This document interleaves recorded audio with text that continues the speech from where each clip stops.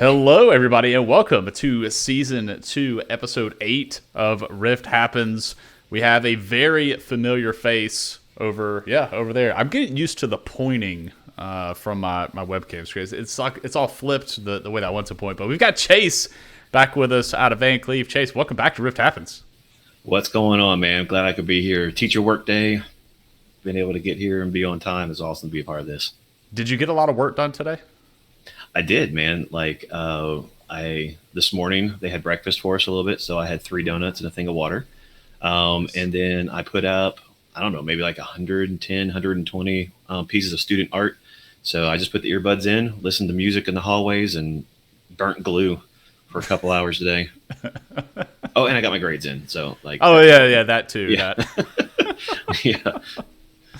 Awesome. I still get teacher work days in my position, but it's so anytime the teachers have a work day, we get a work day too. So it is kind of nice. I get to, but it's like my job doesn't stay. It stays the same. It doesn't change. It's not like I get a day with no students because I don't get students anyways. But how's your week been since last week?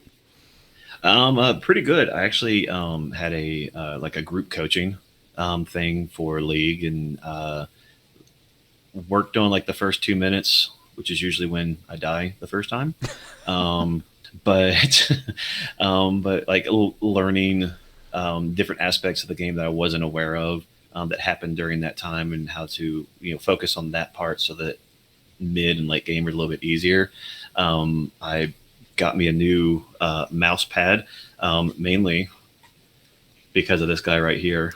Oh, nice. Here we go. Where's that? Yeah. I was like, it's glorious, so why not? And it was one of the things that one of our coach rival guys like, hey, I got this thing, so I got me a new mouse pad that fits my whole table. I had the HyperX mouse, but like the way I grip, like it was always uncomfortable because I tend to just pinky and thumb and these 3 fingers go crazy. So I went back to my old Razer that I had, the V2, and I still play as bad, but it feels better, so I'm okay with it.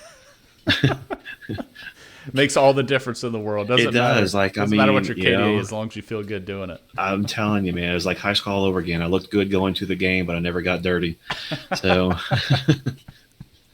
yeah, I remember you in the market for a mouse pad. I remember seeing that in Discord. My entire desk has a mouse pad covering it, so the whole entire table, the whole top of it is a mouse pad. Yeah, mine was like a 18 by 16. It was like real tiny. Yeah. If that, maybe even like 16 by 12, something like that. And then I just gone through this whole quarter sheet. I really actually tried to find the material myself, but like it's so hard to find just like a sheet of stuff that you can cut for yourself, because nobody wants you to buy that. They want you to spend 400,000% more on something that's sewn and has a little emblem, screen printed on the corner. But I'm like, all right, that's cool. As long as I get some stickers for it, I'm good. Paying for that logo, man. Yeah, that's right. And the old guy with flowy hair, it's like Fabio now. Well, I posted this in Discord the other day, but Saturday. My week didn't necessarily start on Saturday night, but earlier within the past week, there was a tornado that rolled through rolled through our city, kind of near where we live. But I remember that night we got home and I was just beat, absolutely tired. So I fell asleep in bed without actually getting changed. Like I had my jeans on, I still had my shoes on, everything. Well, when my phone started going off for tornado warnings, I woke up. This is like 12:45. And I'm like, I wake up and I still have my shoes on. So I'm thinking, okay, I need to take my shoes off.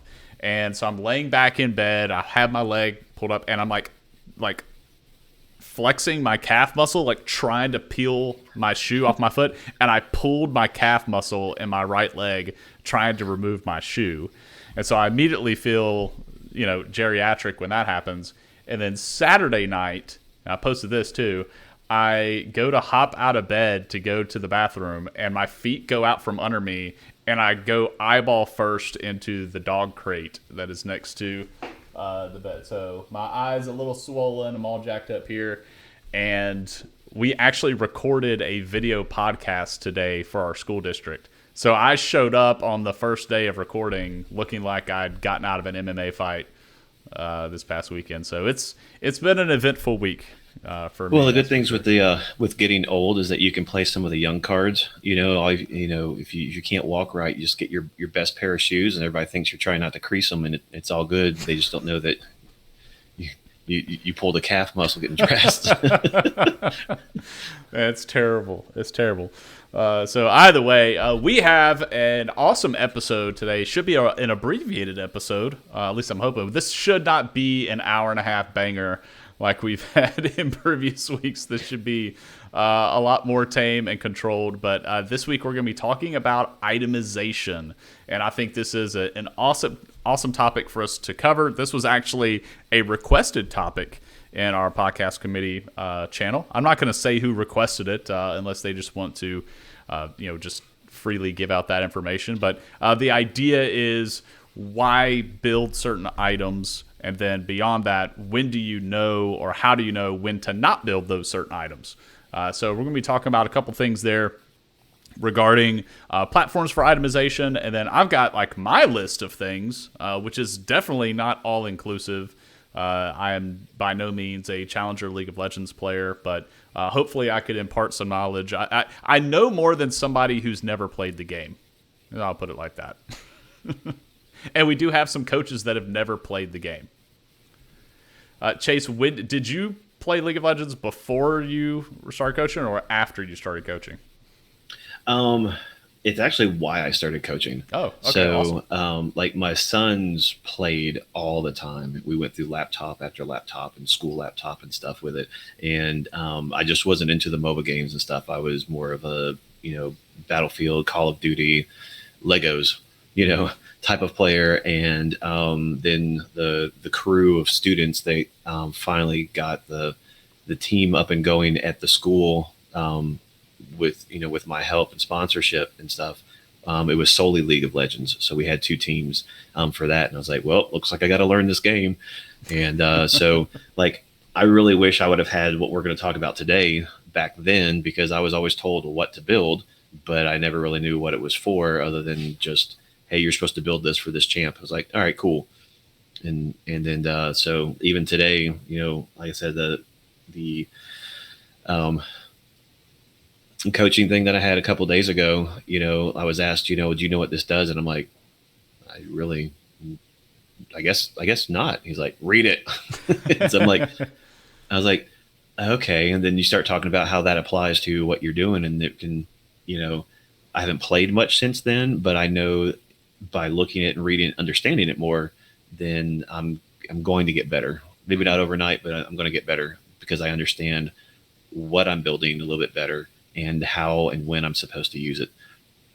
Yeah, and it's tough because League of Legends has such a steep learning curve, and yeah, definitely. There's not a very good tutorial. Like, there's no built-in tutorial that is serviceable for this title. I mean, you only learn everything in this by putting in the time to play it, experimenting, and then obviously like reading. Like you could dedicate a whole day to going on a League of Legends wiki and just looking at item descriptions, and on top of that, things change so much from patch to patch, and then from season to season is when we really see some of these big item changes.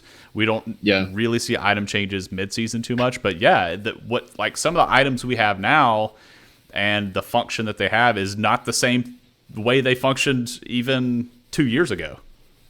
Yeah, especially like when we were coaching is when Samira, or my first season coaching is when Samira came out, and then so she was not only a new champ but new items that went along with it, and that was legit right before playoffs started or after the first week of playoffs in that particular I think it was a spring season. And so now, like, instead of practicing, we had to spend the entire day going through patch notes to figure out, all right, my normal build is not going to work anymore because they've got rid of this, or they've nerfed this, or they've built that up, or my champion's not as strong as it used to be in certain circumstances.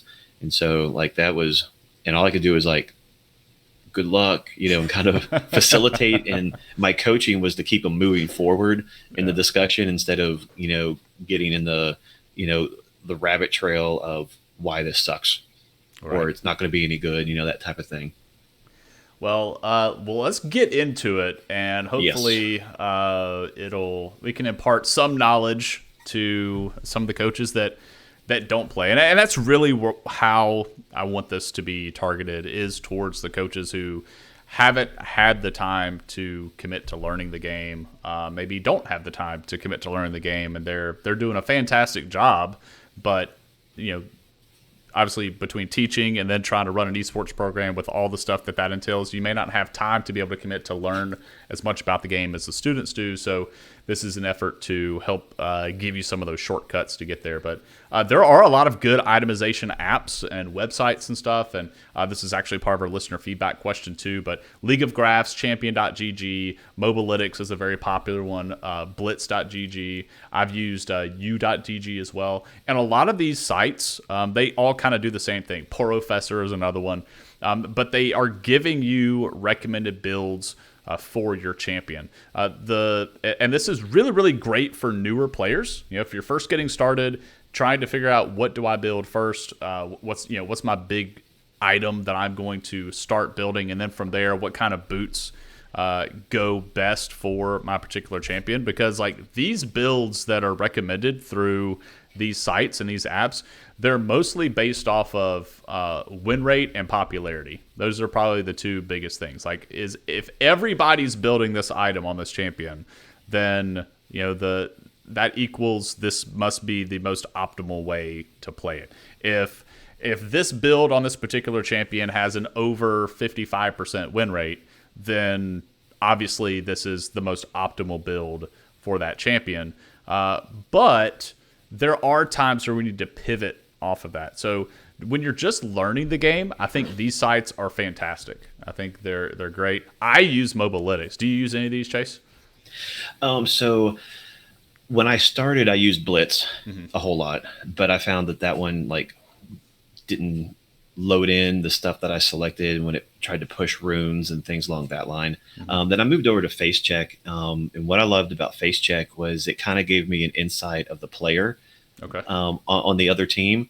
And as a new player myself, it's like you never know who you're going to lobby in against. But at my ELO, there's always those friends that are silver that get their iron buddy to jump in so they can get those S's and whatnot. But I like the Face Check because it let me know, like, okay, this is the last build that this person did on this character, or they don't play it very often. They're a newbie, or they're really good at vision, or they're not gankable. They're poor at CSing, So it kind of it gave me a little research on the player I was going against and the team that I was going against, and I really liked it. But what I found was that I wasn't learning what any of the stuff was, and so the applications were doing everything for me, but I didn't know what they did. I didn't know how to use them. I just knew that I had to build it, and so I moved away from that a little bit, and then I think was it last season or the season before that's when Riot actually started doing the recommended build for the people in your game when you went back to the shop. Mm-hmm. Yeah, I think it is fantastic for newer players because you don't have to worry about all the other things. But kind of like you said, the downside to that, and this is something that we've even discussed in the Discord server. This was probably this was months ago. It could have even been a year ago, where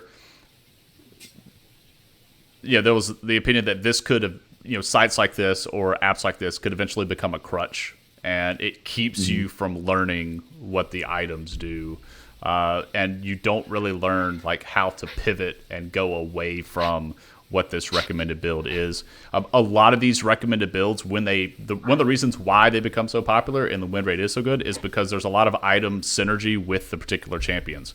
So you want to build this item on that champion because that item works really well with that champion's kit. So champions that already have built-in like 3-hit passives, Kraken Slayer works really good with that because it also has a built-in 3-hit passive. So then you're just, you're already going to be doing the thing that the item requires of you. So therefore they synergize, really well. But there are times where we want to pivot, and I did find this interesting. This is a screenshot from blitz.gg. This is where it's showing like pro builds.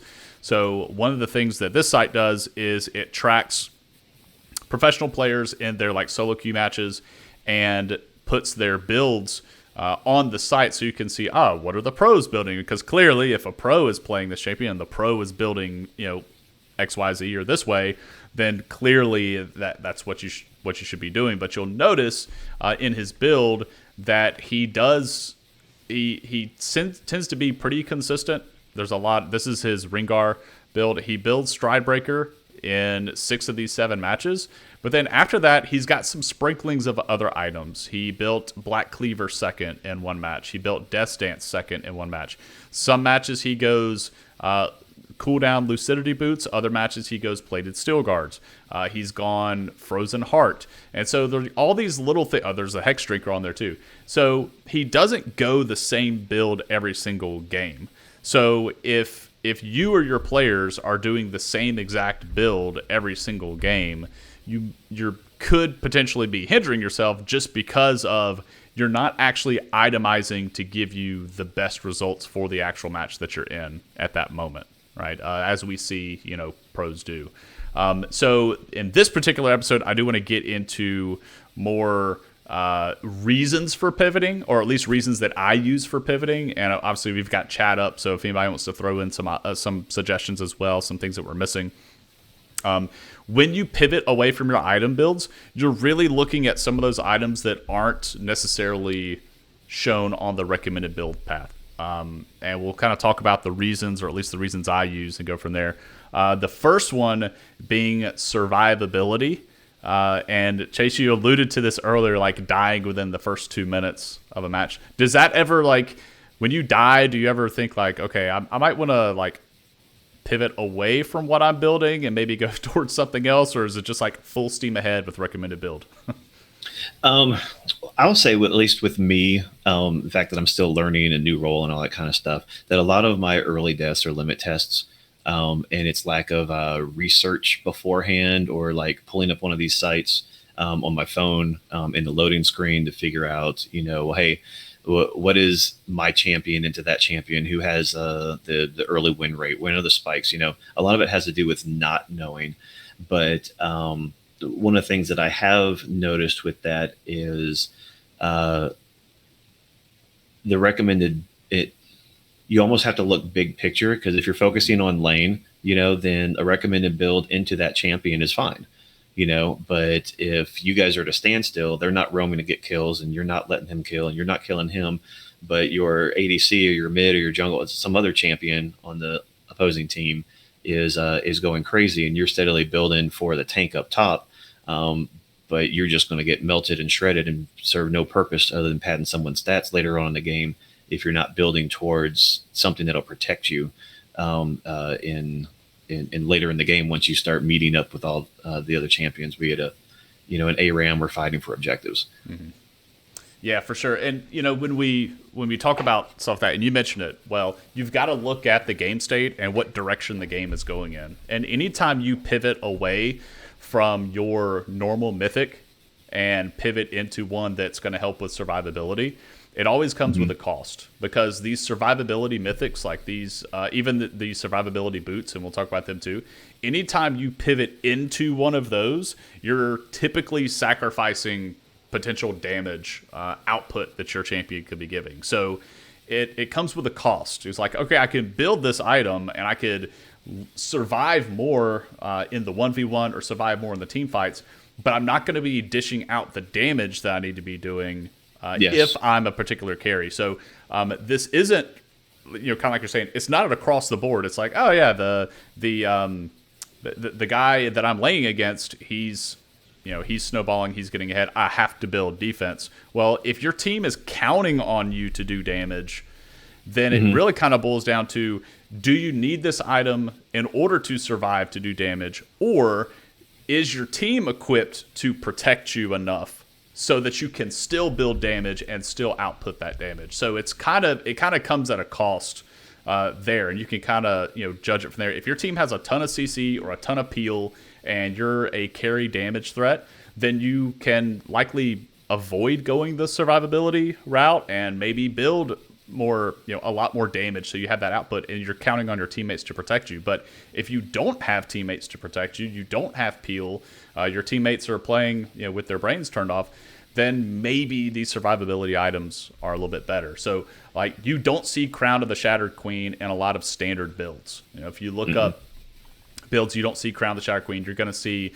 something like a Ludens. You're going to see Hextech Rocket Belt. You're going to see these more aggressive items, because in all of those recommended item builds, it is the ideal scenario. Like in a given situation, you're playing this champion, everything is even. You want to play this champion to the best of your possible ability. You need to build this item because this one particular item is the most efficient. But Crown of the Shattered Queen, you're not going to see that as the most efficient item on a mage, because you're sacrificing so much just to be able to delay the burst damage that is coming towards you. But if you're playing against an assassin as a mage in the mid lane, or even some AP champion, Crown of the Shattered Queen may be something that you have to pivot to, especially if you need to survive longer. Shieldbow, of course, for lifesteal. I really like the Locket pivot for supports, because like if you could go hyper aggressive with the support and go like Imperial Mandate, go something like even I've seen like support Lux going Ludens or something like that, going really aggressive. But if the enemy team has a lot of AoE damage, you may pivot over and do Locket instead, not just to protect yourself, but to protect your team. It really kind of boils down to, yes, Imperial Mandate may be the most ideal thing for this champion, but my team really needs me to build Locket because they have a Misfortune ult that's raining over us, or even a Karthus ult that's going to be coming down. They cannot dodge the damage. I'm going to build Locket to help them survive. Anyways, it feels bad, though, because you're not outputting a buttload of damage. Well, and not only that, but it's like, it's understanding your role, and what you're bringing to the team. Yeah, you may only have 2 kills and have died 12 times, but you are an 85% kill percentage participation, and then at the end of the game, you have 2/3 of the team damage. Like you played your role, and kind of understanding what that is, and and like you said, with like the itemization, like with right now, I'm learning Garen top, and so Berserker's shoes or boots are the thing that they tell you to build. And I'm like, man, like this whole team is like, I've got a cringy bot lane that it's a Zyra Morgana, and then I've got all these other things going on. Mordekaiser I'm fighting up top, so I'm gonna go, with excuse me, I don't remember all the names of stuff, but I'm gonna go with the AP boots, the blue ones there. And but then I realized that I just lost a lot of my speed, and Garen puts out a lot of damage, and so I never get towered. No matter, like, I've gotten close to it 4 times, I've whacked on it a bunch of times, it hasn't fallen yet, and it should have, and so I've kind of kept my team back because I decided to play for what the other team was showing, but not necessarily what my purpose is, and then also. You talk about the Locket, and that it's great on an engage support. They go in, and the next thing you know, they just throw everything at you. You drop a Locket on top of yourself. But again, that comes with reading it, because I started out with Leona, and for a year I didn't know that it had an active, and I had to push the button to make it work. And that it saved my folks and put damage on the opposing team. I didn't learn that until I played in an ARAM and took time to read it, and I was like, oh, okay. And so, like you said, knowing what you need, whether it's a cleanse like the QSS that's up there, or, the making sure you use your first stopwatch before you complete Sonya's, it is really, really important to success. The whole knowing is half the battle. It truly is, because if you know going into the team fights or going into matchups, what's optimal for your champion, you can start off that way, and then after boots and your mythic and maybe one item, you can start, all right, now what do I need to really amp up against who I'm going against. Yeah, for sure. I'm glad you brought up Berserker Greaves for Garen, because I bet if we pulled up recommended Garen builds, you're probably going to see Berserker Greaves in all of them. Right? Let Yeah, me. I got it right there. The Berserker Greaves for boots wise are a 77% pick rate, Okay. and but they also don't have the highest win rate. The Mercury treads are only a 5%, and they have a 54% win rate. But that's on op.gg, the app there. But it's not picked very much, so the weight of a win is a lot more than the other one. And Garen, I mean, if you've ever been against the Garen, the spin to win aspect, like I said, my experience, you get towards, you should, after the plates have fallen, you know, if you've pushed in hard enough and got rid of a wave, you should probably be able to take a tower down as long as no one comes and stops you. Yeah. But if you don't have berserkers, then you go through 2 or 3 waves, and by that time somebody's TP'd in or come over you, and it's 2v3 and you're done. So like I've just decided, like, forget it. I'm just sticking with this one because it works best for my sustainability in the game and thinking I'm doing what I need to do.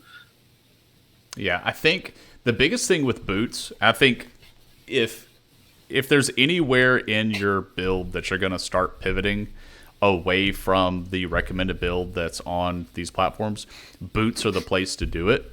Simply because not only are they great for your resistances through, you get armor with the plated steel caps, and you get MR through the Mercury treads. The passives are what's really, really good on them. So you can look at a match, you go through draft, and you see that the opposing team has 3 auto attack based champions. So if they're running like Tryndamere in the top lane, Trundle in the jungle, and a traditional ADC in the bot lane like a Caitlyn or a Jinx, plated steel caps, you're going to get so much value out of those boots because it's going to cut like 12% of the damage from every auto attack that's coming from those opponent champions. So even if you're not dying in lane and you're not struggling, building plated steel caps gets enormous value when you're against those auto attack based champions. And I've even done it like when I'm playing ADC. If I'm playing ADC and I know that there are at least 3 auto attack, or at least 2 auto attack based champions, and all of their damage on the enemy team is going to be coming from auto attacks, plated steel caps, it just gives me so much in that situation, especially if I'm playing an ADC that has an attack speed steroid, because then I can forego the Berserker Greaves. If I'm running lethal tempo, I don't necessarily need the Berserker Greaves. I'm going to ramp up my attack speed anyways. And then Merc Treads on the other side gives you a ton of tenacity. So I think that's why they're recommending it for Garen so much, not so much as a defensive build, but more so that one of the ways that you beat a Garen is by kiting him out and CCing him. Like, the only CC he can break is a slow, right, from his, like with his Q. It removes all slowing effects. But, if you layer a ton of hard CC on him and you keep him locked down, well, Garen, you don't want to be locked down. So you build Merc Treads. So when you see it recommended for that's not them trying to predict you're going to be going into a lot of, AP damage.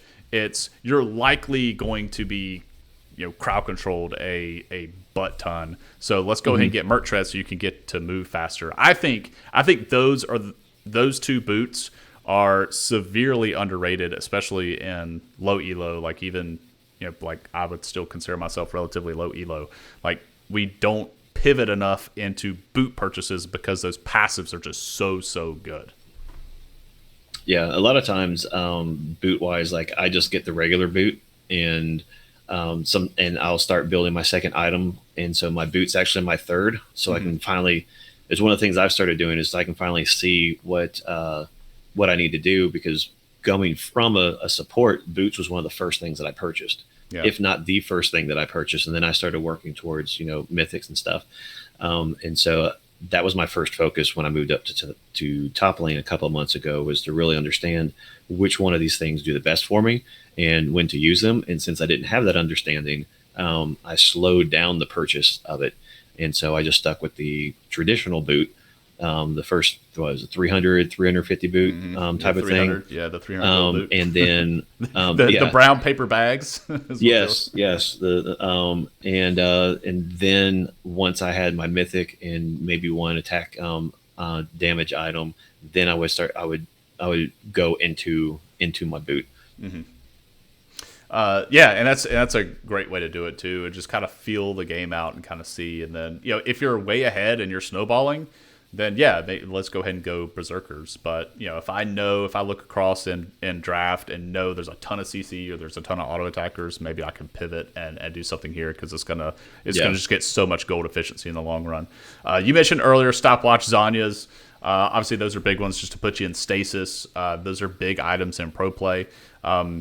They can kind of be a little bit of a trap if you tend to get caught out a lot. Like if you're constantly being ganked in a side lane because you're pushing without any sort of regard to what's happening on your map, then stopwatch and Zanyas isn't really going to help you. It's just going to delay the inevitable for like 4 seconds or something. Like you stop watching, you're sitting there, but you're going to die as soon as you come out of it. So it's really good for if your team is relatively close and you get caught out, you can pop that stopwatch and survive a little bit.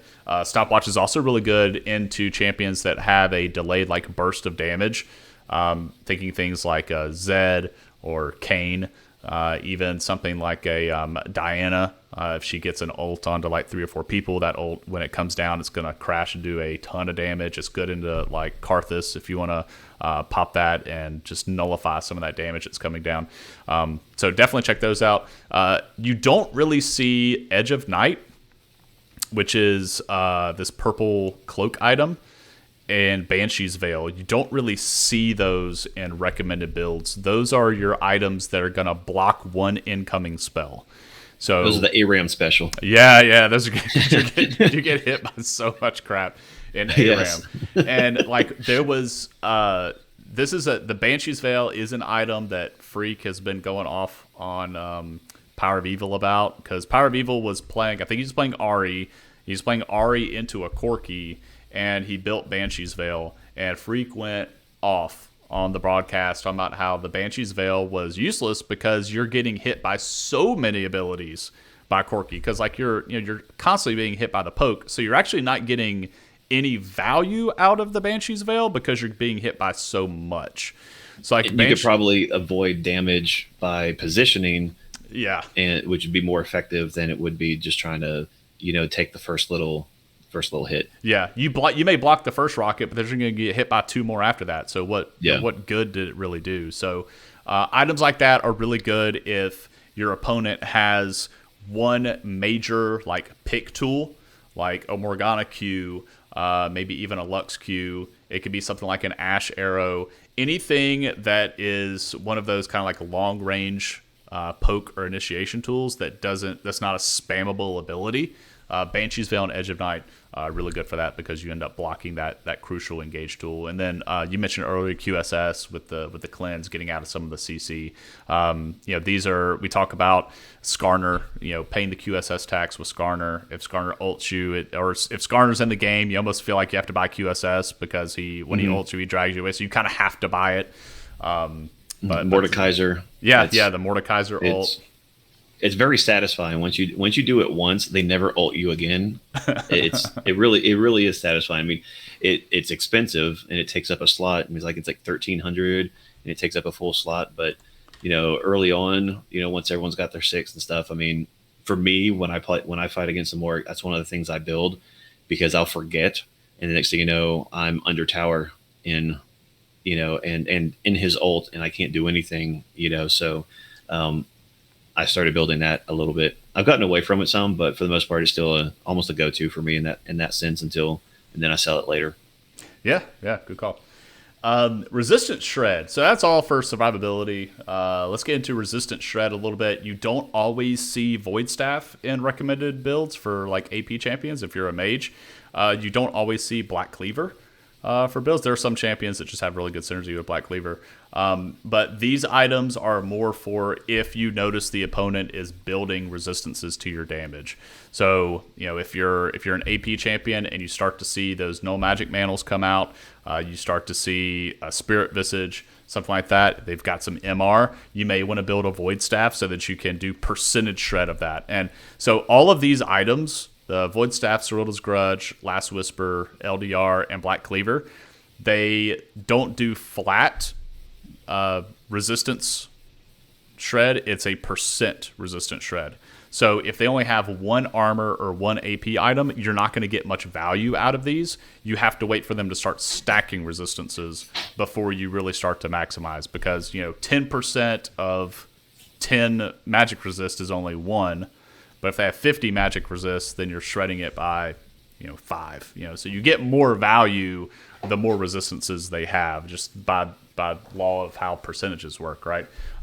So you're not really going to see these that much in those recommended builds. You're really going to build these only if you see the opponent kind of armoring or MRing up. And in your case, for Garen, I think Black Cleaver would be really good for Garen. It is because of his spin, and it constantly goes and goes. Mm-hmm. And if I'm not mistaken, I believe you get a 5% and with a max 30. And there's also a movement speed that goes along with it. Yeah. So if it's an armor stacking team, Black Cleaver gets you a ton of value. If they're not stacking armor, then Flat Pen is really good. That's where you have stuff like Sork Boots.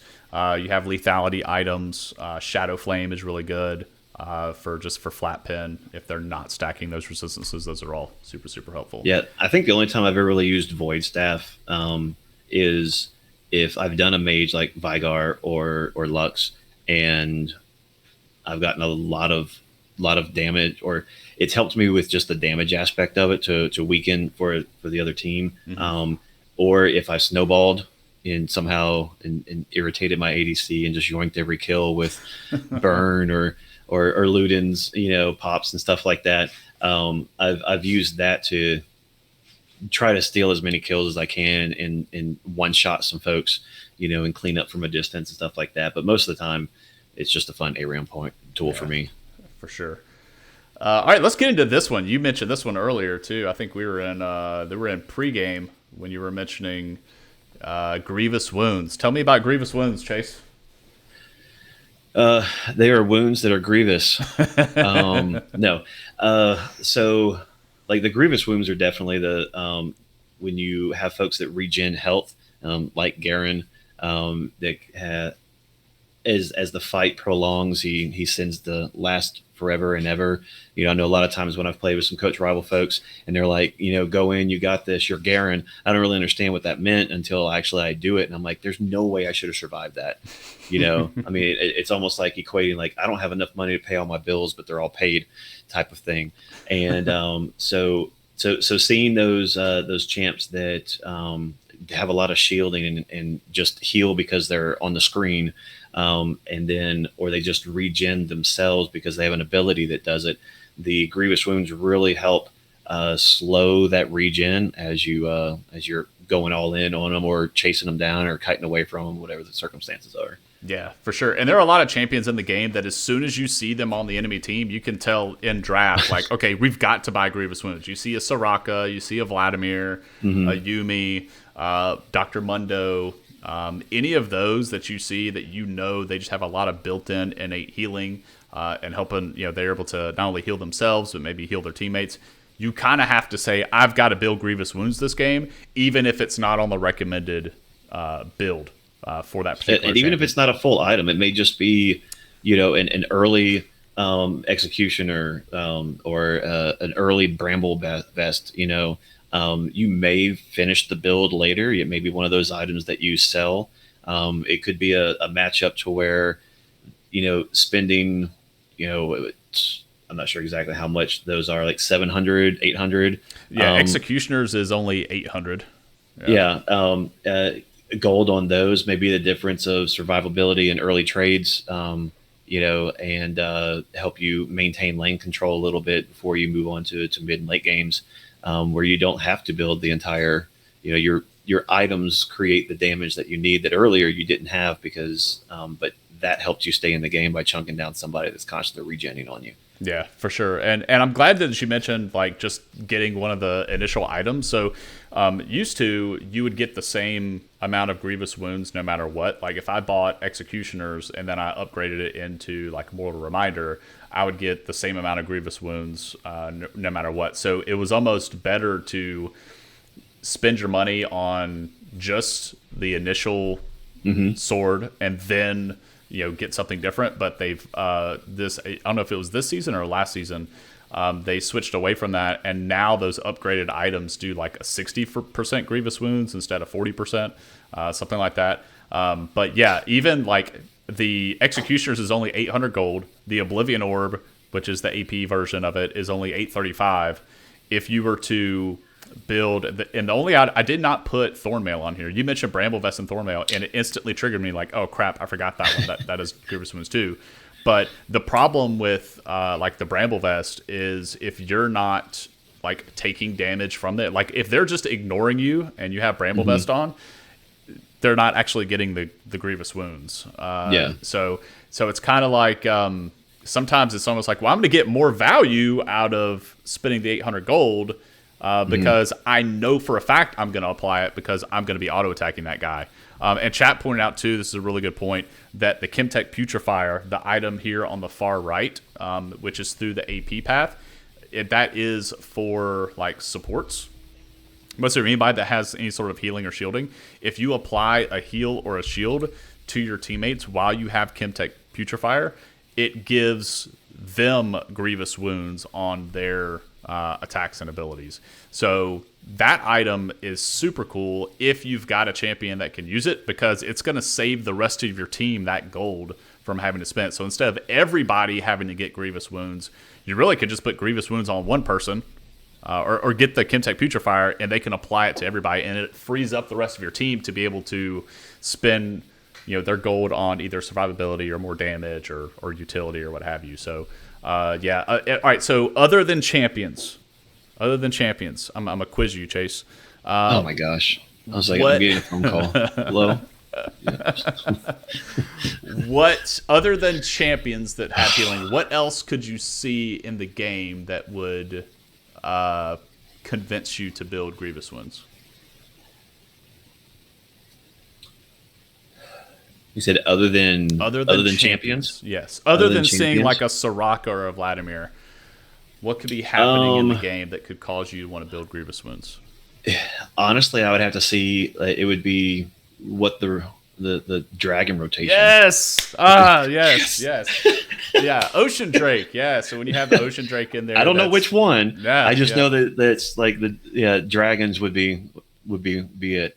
You nailed it. Right. Yeah. So Ocean Drake typically is the big red flag. Let's get some Grievous Wounds in there, especially if you're having those where fights are kind of drawn out, because they're going to heal after they do damage to you. So if you're playing into a team that has a lot of poke, and you are hitting, or they're hitting you with an ability from long range, they can poke you out, and any poke damage you deal to them, they can just heal back up.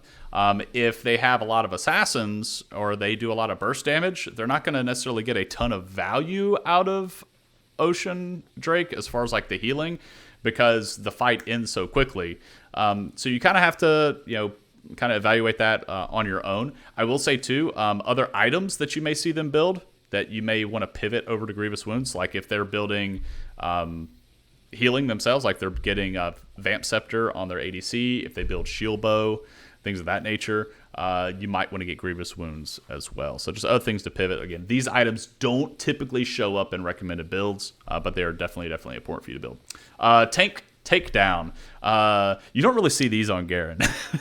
No, you don't. No tank takedowns for Garen, but we've got some max health damage on Liandry's. You will see Liandry's as a recommended build for especially champions like Malzahar, or maybe even Cassiopeia, Anivia, any that have these damage over time abilities. You kind of throw the Liandry's and the Demonic Embrace on top of that, and it just kind of does more dot damage. But it's not uncommon to see a Leandries on Oriana.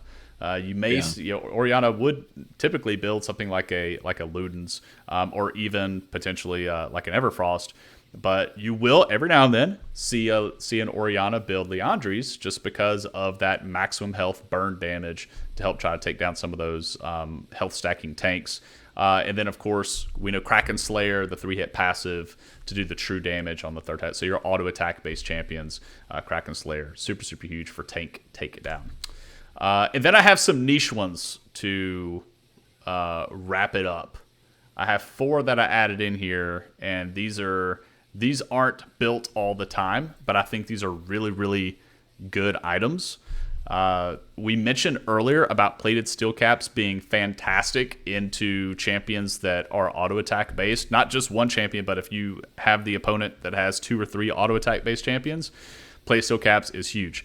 If you have anybody in the enemy team that is stacking attack speed, I think Frozen Heart is like criminally underrated. I think you get so much value, and it's totally worth, especially if you're on a tank, getting Frozen Heart. If you see like a Yasuo on the enemy team, you have an ADC that is stacking attack speed, not something like a Pokevarus or a Sivir or something like that, but if you have a Jinx, a Tristana, a Callista, so anything that's stacking that attack speed, a Jax, maybe. When you have more than one champion on the enemy team that is buying into those Zeal items, I think Frozen Heart is so good.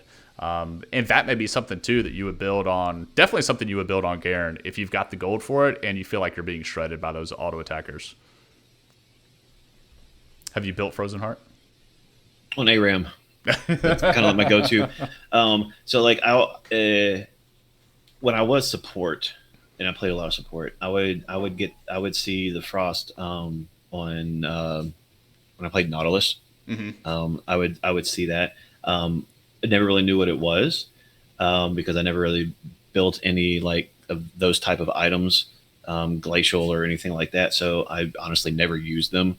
And it also comes from like not reading what it does and how it would probably have helped some of the champions that can just get hit. You hook them and you E them, and next thing you know they're gone.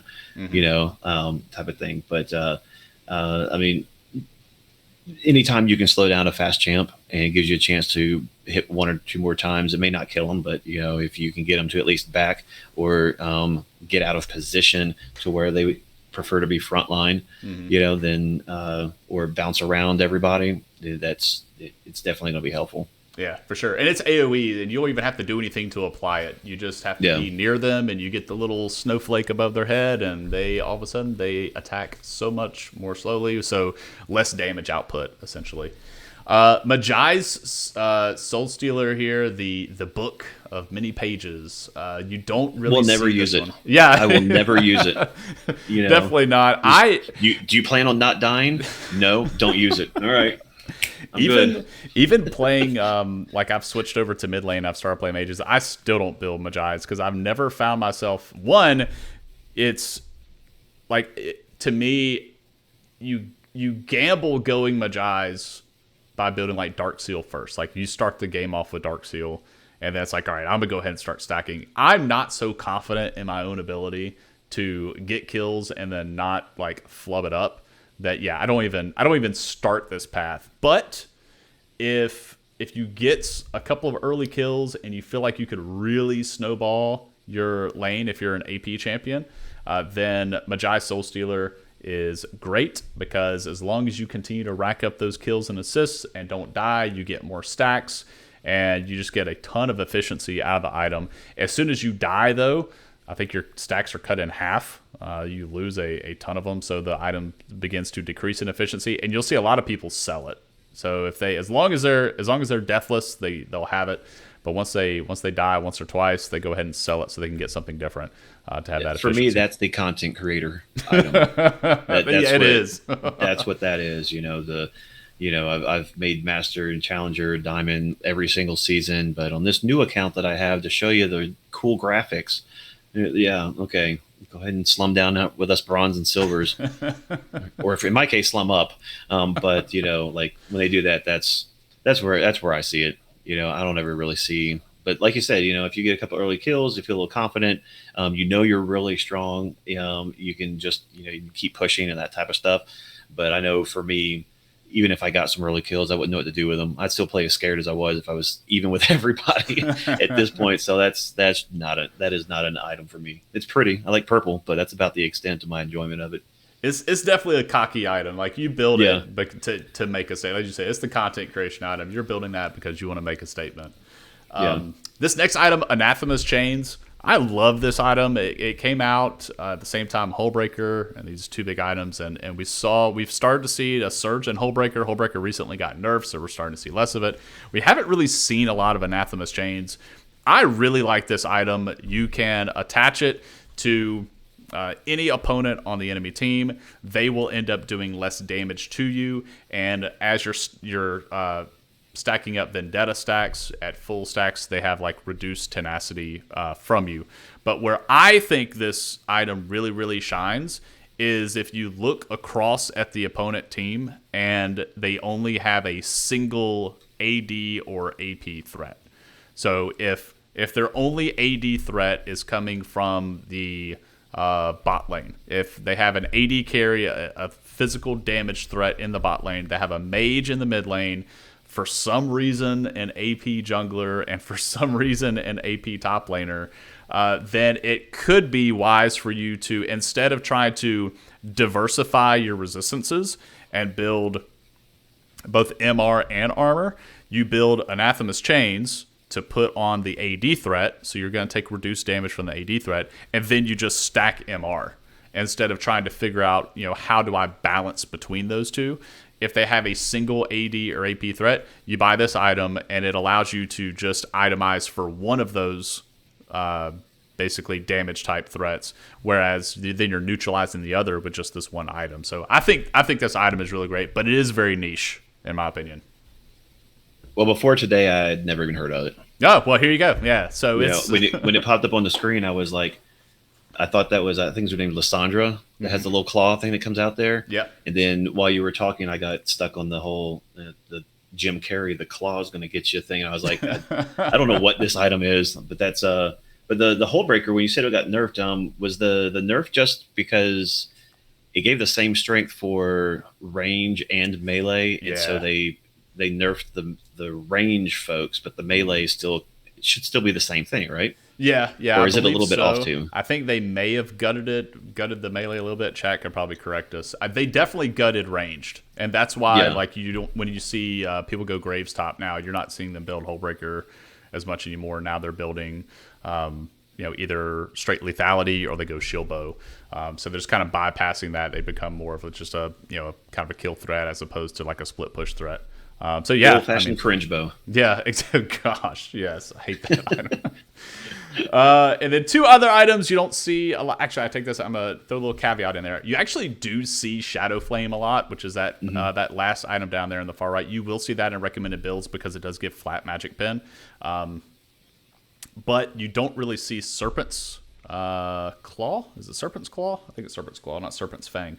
My brain is kind of having a fart right now, but that one is the AD version of kind of like punishing them for having shielding, and then Shadow Flame is the AP version of punishing them for having shielding. But it's still a really efficient item, even if they don't have shielding. So Shadow Flame is likely going to get some sort of, I would anticipate Shadow Flame get some sort of rework so that it's not as efficient as it is, and you really want to make it more of an item that you would build when they have shielding. But either way, a lot of people build Shadow Flame just if you don't see MR being stacked on the enemy team and you want more flat pin, you can get that. But Serpent's Fang, definitely a good one for the AD. If you see a Karma, a Janna, a Yumi on the other team and you need that flat pin, if you're already going flat pin and you want to punch the shield a little bit more, you might throw some Serpent's Fang in there. So that is it. Do you think I left anything off? I know I did, but do you think I left anything off? It's Fang. Confirmed. Chat, help me out. It's Serpent's Fang. Yeah, Serpent's Fang. I think those last two, I've only seen those like late game. Mm-hmm. They're never really an early build. They're kind of, for sure. They're very super situational. Mm. And then, like you said, like we said earlier about the recommended builds and following along with that. I think the best thing that Riot has done, especially for new players, is that they've shown who it works against. So you can hit tab real quick, or hold it down and read for a while and irritate your teammates. But you can just look in there and be like, all right, well, I'm building this one for these two champions, and all right, let me look at them. Okay, well, they're not really doing anything, so I'm not going to worry about those. What about these two champions? Okay, well, these two are really like popping off, so let me build this one because it goes for them. And every once in a while, you get one across the board where it's like, all right, any of these items are good for, and you see the same champion in each one of them, and you're like, okay, so this is obviously the guy they want me to worry about so far. I wonder why. And you look up and you're like, oh, 10-1. We're 11 minutes in. Okay. All right. That's good to know. So we'll run with that. But yeah, those two are like really late game stuff. That's the only time I've really seen them. Yeah, I'm glad you brought that up in the item shop though, because I think that is a good quality of life change that they've instituted in the game. So you can open up your shop and you see this item is good against whatever, and you can really kind of judge, am I going to get more bang for my buck here? If, like you said, you see more than one character, icon or champion icon underneath, you're like, okay, I could buy this item against two different champions as opposed to one. So yeah, that's a great point. So just to recap real quick before we get into our listener responses, reasons for pivoting away from your recommended builds that you may see on Mobalytics, Champion.gg, Blitz, etc. You need to survive. Maybe you're not. Maybe you've already died 2 or 3 times in lane, and you need to survive a little bit more just so you can be somewhat useful to your team. Pivot away, build some survivability items. Don't sleep on these 2 boots. Merc treads, plate steel caps. The passives are what really make those boots. It's not necessarily about the AD or the armor or the MR. It's the passive that's there for sure. Resistant shred. Be sure to buy some percentage-based resistant shred if you see resistant stacking coming through on the enemy team. Always build Grievous Wounds if you're into those healing champions. But if you see something like Shield Bow come out, as Cringe Bow, as Chase calls it, an apt name for sure, or maybe you have an Ocean Drake stacking on the enemy team, maybe even Ocean Soul, definitely consider Grievous Wounds. Tank takedown items, definitely you want to pivot away from any burst items to build a tank buster item instead. And then we have some of our niche ones here at the end: reducing attack speed, snowballing for yourself, single AD or AP threat, and versus shielding. All right, wrapping and if it all up. else fails, you can always type into team chat while you're on the gray screen, what do I need to build? That's it. Somebody please tell me. Awesome. All right, so let's get into our listener responses for this episode. And I have something weird happened with my my mouse. I no longer see my mouse on the screen. My mouse cursor is completely gone, and I don't know how to bring it back. So that's awesome. Let's see if I can. Oh, it's too high. There we go. Okay, so let's get into our listener responses. This was the question we asked our listeners this week. It is, what resources or information do you or your students use in determining which items to build on selected champions? So very appropriate for what this topic was today. Chase, do you have the Google form pulled up? Oof.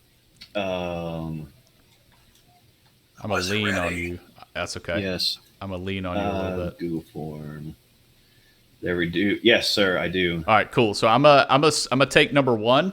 So if you go to the responses, and then you sort those by individual, and so we'll kind of bounce these back and forth. So our first submission here is from Piper Maru out of Kentucky. She says, I have newer players that just stick to recommended, and quite a few that use Mobalytics to import rune set and item combos. I do like Mobalytics for doing that. We also talk about adjusting in-game. Think Hullbreaker Split Push is a good choice in this game. Talk to your team first. That's a really good point. We have also been talking about problem solving during the game. Is that a Kali just destroying everyone? Talk about it during the game and what items or strategies you think might be effective to neutralize her a bit. One thing I want to work on this season is how itemization might shift depending on if you are ahead or behind. Very, very good point. I really like her point here about talking about it during the game, because it doesn't really help if you've just lost the game. And then it's like, you know what? I should have bought, X, Y, or Z, So really, really good point there from Piper Maru. All right, so I've got Pathfinder from the big old state of Texas. And in Texas, they got to use big brains. Kept it simple. Just use your brains. Oh, yeah, okay. Do your thing. Yeah, I actually wasn't looking at the response, but sure enough, yeah, that's what he says. Just use your brain. So that's all he uses. That's the only resource he needs, is the Texas brain.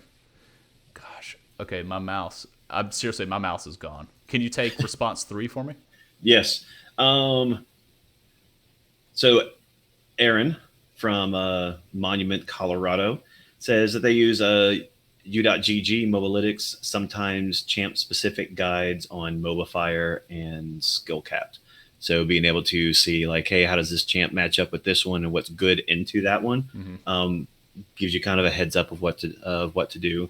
And you're like, okay. And so if you know that this item is going to be good into the champion or champions that you're going to be fighting, confidence, I mean, at least for me, will go up. For sure. Next, response number 4. This is okay. I'm totally gonna butcher this name. I've seen it in Discord. I'm so glad you told me. Oh gosh, to do number 3. Did you peek ahead at the response? Well, yeah, like when come on, when you were in school and you had to read, didn't you go to your paragraph to make sure you didn't have all the crazy words and stuff like that? That's what I did. I was like, all right, I'm evens, and then you're like, do number 3, and I'm like, all right, Ginga Riffith or Jinga Riffith? Chat's gonna have to correct me there. This is also a fellow Kentucky coach. We've got a few coaches from Kentucky, but Ginga Riffith says op.gg pro build stats, League of Graphs, and then Blitz, and he says in that order. So it's Chris Griffith. Okay, yeah, thanks for but do you know how to pronounce the name? So KCD Esports is in chat calling. That's Piper Maru in chat calling us out. But yeah, op.gg first, which I like. Pro build stats, so you can kind of see how the pros are building it. League of Grass next, and then Blitz finally. So thank you for your submission there. All right, hitting us with number 5 there, Chase. All right, so I have Cannon Teach out of Colorado. It's champion dependent. Some have more flexible mythic options like ADCs. It is very team comp dependent, and all are pretty good. Whereas some are very much a core build, you always go. Yorick is almost going Sunderer unless you are having fun with Leality and fighting against me in top lane. And Triforce is okay too. Champs like Hecarim with multiple options are always fun. I typically use matchup, team comp, and how fed I am or the other team is in the early to mid game. All that's really good. I will say that in his response, I am disappointed he didn't put in full send anywhere. It's kind of, what we know of. And many times when I've been in game, he's like, just go for it. You're Garen. I don't ever understand that. But so I just go for it and, full send. But definitely I think that's the long description of what Pathfinder was saying about brains and, kind of just knowing your champ and what works on them. And also knowing what the champ you're going against usually goes. Again, depth of knowledge in the game, and just feeling out how you're doing. If you're the standard player of the game, then you go standard. If you're going crazy, then you go for some of those caveat builds that we talked about earlier. Yeah, and that's perfect. And you mentioned it too, and I'm glad that that Connor said it as well. Really, when you look at your mythic options, there are like degrees of how greedy you want to play. Like you have, and I thought about doing this for this episode and trying to chart it out, but some of the top lane mythics I'm not super keen on. But like you could in like your Sheen based mythics, you have Trinity Force, you have Divine Sunderer. Trinity Force is the super aggro, greedy, I'm going to do as much damage as I possibly can. That's the super greedy Sheen build. But then you have Divine Sunderer, which is I'm going to use this. I'm still going to do some damage, but I'm going to sustain. I'm going to heal up a little bit, so it's going to help keep me alive longer. For ADCs, Kraken Slayer is kind of greedy because it literally just enhances your auto attacks. Gale Force can be greedy, but Gale Force can also be used as a dash to escape away. And then Shield Bow is 100% I need to live longer. So I kind of liked, well, not kind of, I really do like that he put this in there because, yeah, you really do kind of have to feel out, like, how am I going in this game? And you can pivot to a completely different mythic that's similar. Like the tank mythics, I would say Turbo Chem Tank is probably the greediest tank mythic because it doesn't give you any, like, consistent damage. It just gives you that speed up, and you're going to charge right into a fight and do some burst with it. Whereas I would say like Sunfire Cape does the most, or Sunfire Aegis does the most consistent damage with, then you have the other one, which is, oh gosh, I want to say Iceborne Gauntlet, but that's not it. Frostburn. That one is, kind of more team protecting. You can slow the opponent down. So you kind of, it's a good point. You really can choose your mythic based on how aggro you want to be that match. So it's a really good point. I'm sorry. I'm not laughing at what you're saying. I've already read number 6. It's so, because I was just curious what the next one was going to be, and I shouldn't have, and I apologize. You had all good information, but unfortunately, number 6 was funny, and I couldn't control my giggles. So we have our final one. We didn't have a response this week from Hernandez Teaches, and I'm assuming this is Hernandez Teaches coming in spirit form. By way of Canon Teach, submitting another response here. Of course, he's out of Colorado. His resource information for his students or himself to determine which items to build on selected champions. And he just says simply, it's 4 words, build 6 rejuvenation beads. And that is it. There's his full send. I was disappointed on the last one, and I apologize. I owe him RP or something like that. I don't know, but he brought in the full send. He did it. Oh man, awesome. Well, that is going to do it for us for Rift Happens Season 2, Episode 8. Chase, I am so glad that you were here to join me for this one. Yes, I mean, I learned a lot on this, just being like, it almost felt like a coaching session because there's a lot of stuff that I didn't know that I can chew on and go back and review and test out on some builds maybe, and see how things work. But I think right now, in all honesty, I'll probably stick with the recommended build. Oh yeah. Until I get comfortable with that, or when my team chat starts yelling about build this. Oh my gosh. Yeah, for sure. And those recommended builds are the most efficient. And that's why everybody goes to them, because they are the most efficient for that particular champion. You have so much data to back it up. A lot of the other build paths are niche, but it is worth exploring the different ways that you can pivot away from it and not use those builds as so much of a crutch, because we do see instances where, like, even if you're giga behind in lane, you're 0-4, you've given up 4 deaths, and if you're still trying to build Trinity Force after you've died 4 times, that just feels so bad, because you're never going to complete it.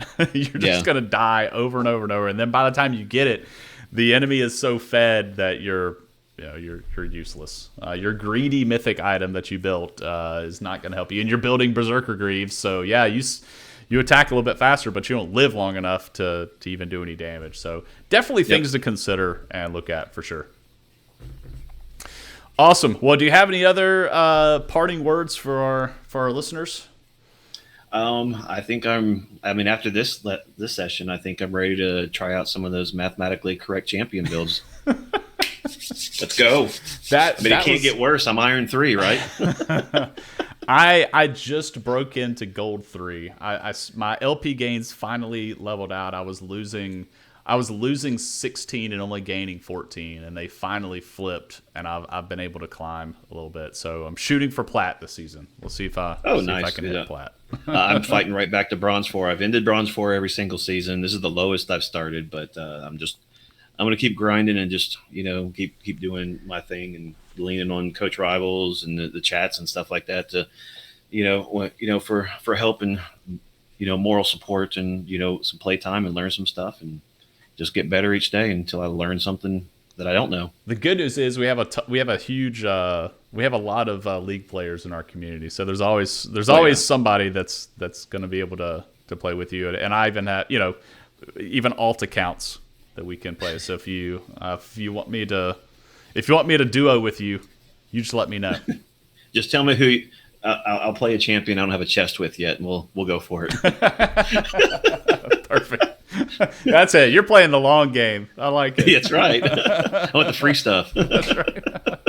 Awesome. Well, again, thank you, Chase, for being here. No problem. Thank you for everybody else for watching or listening. If you're listening at a later time, we will see you all next week.